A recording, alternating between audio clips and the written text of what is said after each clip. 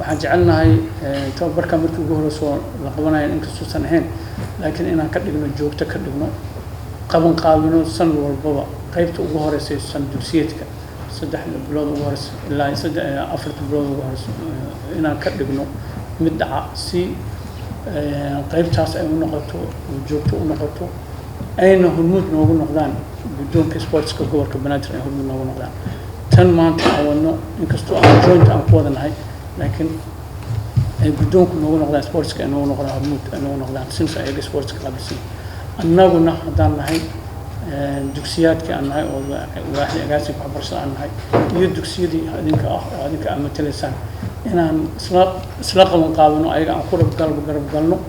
oo iska jool caadi oo sax ah oo la sameeyo oo joogto ah oo sanad kasta la qaban doono si aan ardayda laftukan arday fiican uga soo saaro oo ku mahadsantiin tababarka u timaadeen tababarka tababarayaasha oo halkaan ah koorsooyinka aad qaadateen oo aan filayo inaad maaragtay uga faa'iideyn doontaan مع أرددينا توبري دونتان عيارها صوت صعود القضاء دون وحفلايا إن نقرح بدن ويستكتان فلسان واحد وحي سقرح بدن لوري فلسان سي ورمر أو قاعدين أمام كل سنة مركب وما سنتين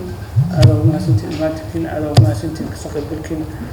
هوب إنها وأشك ما أنتم ماشان كبرنا ونقول دون مد وحدين ترى شهادة أقامتين في الموضوع مد عليك